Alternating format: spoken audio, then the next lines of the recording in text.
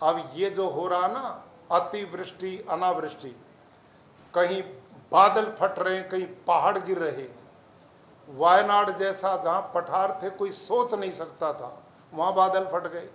हिमाचल में क्या हो रहा है, उत्तराखंड में क्या हो रहा है, बर्बादी चारों तरफ जो है, ये ग्लोबल वार्मिंग का रूप है। और इस ग्लोबल वार्मिंग में 24% ये हमारी रासायनिक खेती और जैविक का योगदान है। लेकिन जिस खेती की मैं बात करता हूँ उसमें ये इनपुट जहर डालने की कहीं जरूरत नहीं। जैविक खेती में 300 क्विंटल गोबर की खाद चाहिए, मेरी खेती में 10 किलो गोबर की खाद चाहिए, और ये केवल देसी गाय पे आधारित है।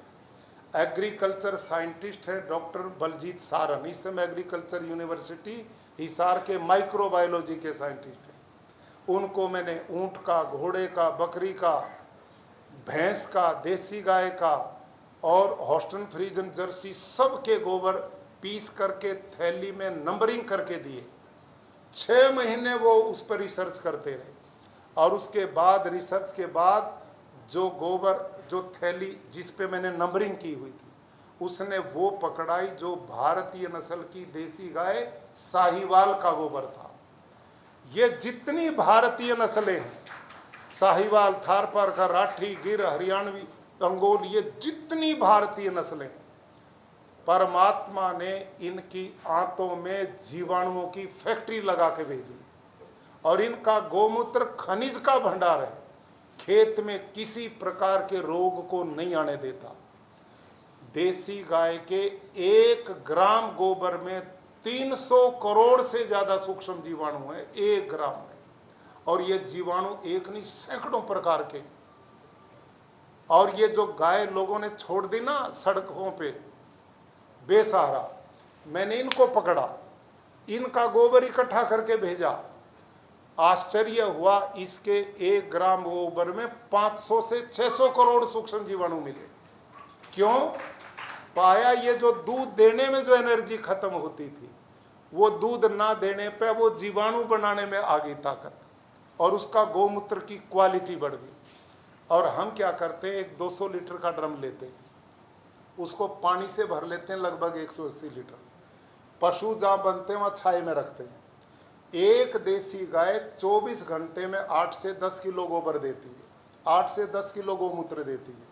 हम ही ड्रम में उसको छोड़ देते हैं, और 1.5 से 2 किलो इसमें दाल का बेसन, कोई भी दाल हो, और 1.5 से 2 किलो कैसा भी पुराना खराब गुड़ हो, और बड़े पेड़ के नीचे की 2 मुट्ठी मिट्टी, बस ये, और कुछ नहीं चाहिए। अब किसान गुड़ पैदा करता है, किसान ही दाल पैदा करता है, किसान के घर में गाय है, किसान के खेत की मिट्टी है, बाजार से क्या लिया? ये है प्राकृतिक खेती। अब इसकी साइंस क्या है, इसका विज्ञान देखिए आप। हम इसको लकड़ी के डंडे से 5 मिनट सवेरे, 5 मिनट शाम, 4 दिन घोलते हैं। 5वें दिन 1 एकड़ के लिए कल्चर खाद तैयार है, 1 एकड़ के लिए। इसमें क्या साइंस है? गाय के जब 1 ग्राम गोबर में 300 करोड़ सूक्ष्म जीवाणु है, तो 10 किलो में कितने होंगे? यहाँ लाला जी कोई बैठे नहीं जो गिनती करे। हाँ, वाह वाह।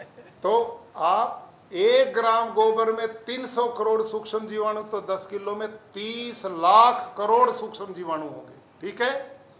अब इन सूक्ष्म जीवाणुओं को खाने को हमने दाल का बेसन दे दिया, तो प्रोटीन मिल गया, वो बलवान बनेंगे, स्वस्थ बनेंगे। गुड़ दिया तो मल्टीप्लाई करेंगे, उनकी संख्या बढ़ेगी। और जो मिट्टी डाली उसमें भी सूक्ष्म जीवाणु हैं, उसमें जाग बनेगा, कल्चर बनेगा। कैसे? जैसे 1 क्विंटल दूध में 50 ग्राम दही डाल दो, पूरा दूध दही में बदल जाता, वही काम इसमें होता है। और डॉक्टर बलजीत सारन माइक्रोबायोलॉजी के साइंटिस्ट की रिसर्च है, इस ड्रम में ये सूक्ष्म जीवाणु हर 20 मिनट में डबल होते हैं। इनकी संख्या देखो, 30 लाख करोड़, 20 मिनट के बाद 60 लाख करोड़, अगले 20 मिनट के साथ 120 लाख करोड़, ऐसे 72 घंटे तक ये बढ़ते हैं, फिर ये रुक जाते हैं, फिर मरते हैं। तो हम किसान को कहते हैं इसको बढ़ने के 72 घंटे में पानी जब खेत में देते हैं तो उसके साथ छोड़ दो, पूरे खेत में फैल जाएगा और धरती के सूक्ष्म जीवाणुओं से मिलकर जाग बनता है, कल्चर बनता है। इनकी संख्या असंख्य होगी, गिन ही नहीं सकते। और 10 दिन में ही ये केचुआ ना, भारतीय केचुआ जो हमारा असली है, जो धरती में समाधि लिए बैठा यूरिया डीएपी से डरता हुआ, उसका भोजन मिलते ही धरती फोड़ के ऊपर आता हो और अपना काम शुरू करता है। और परिवार कितना बढ़ाता, एक केचुआ भारतीय अपने जिंदगी में 40 से 50 हजार बच्चे देता है। अब यहाँ वो है नहीं, होती तो स्क्रीन दिखाता मैं आपको। है तो चलाइए ना आप, मेरा देखिए खेत का केचुआ और धरती कैसे पत्थर बनी है। ये आप खेती के अंदर ये देखिए, धरती से बाहर निकला और जो रास्ते हमने ये देखिए चलने के लिए खेतों के बीच में बनाए हैं, उनके बीच में आप देख सकते हैं कितनी बड़ी संख्या में केचुए रेंग रहे हैं, चल रहे हैं। और इतना भी ये पानी वर्षा का है। ये देखो पानी, बुलबुले चित्र देख रहे हैं, इसमें पानी में बुलबुले उठ रहे हैं। ये सब पानी धरती में जा रहा। ये है नेचर, धरती को देता है 16। उसके बाद जमीन को कोई तत्व की जरूरत नहीं, एक बात। और जब ये धरती में छिद्र बनाता 8-10 फीट तक, देखो ये यूं जाता है, यूं आता है, इसे जाता है, इसे आता है, नया छेद बनाता है। और नीचे की खनिजपूर्ण मिट्टी को खाकर पेट से निकाल कर पौधे की जड़ को देता है। उस खेत से, उस मिट्टी से इसके पेट से निकली में 6 गुना ज़्यादा नाइट्रोजन है, 9 गुना ज़्यादा फास्फोरस है और 11 गुना ज़्यादा पोटास है। अकेला केचुआ करता है ये काम। और ये छिद्र 8 से 10 फीट तक बनाता है। इनको लीपते हुए जाता, बंद नहीं होते। वहाँ धरती को ऑक्सीजन मिलता है, उसकी फर्टिलिटी बढ़ती है। जितना वर्षा जल है, मेरे खेत में एक बूंद पानी नहीं बचता। जितना वर्षा बरसती सारा धरती के पेट में चला जाता है। यह है नेचुरल वाटर हार्वेस्टिंग सिस्टम। और हमने क्या कर दिया रासायनिक खेती से, वो बरमे वाली लगाना जी, वो दूसरी। आप देखो धरती कैसी बन चुकी आज हमारी। ये अभी 5 जून की है घटना, ये रासायनिक धरती है। 63 सीसी का इंजन उस भूमि में 2 इंच से ज्यादा क्षेत्र नहीं कर पाया। और दूसरी जगह जब होल किया, वहां पर भी मशीन फेल हो गई। लेकिन फिर हमने विचार किया कि यह जमीन इतनी कठोर क्यों है। क्या गुरुकुल कुरुक्षेत्र की जिस जमीन में हम प्राकृतिक खेती करते हैं, क्या वो भी जमीन इतनी कठोर है? तो हम ड्रिल मशीन को गुरुकुल कुरुक्षेत्र के खेतों में लेकर के गए।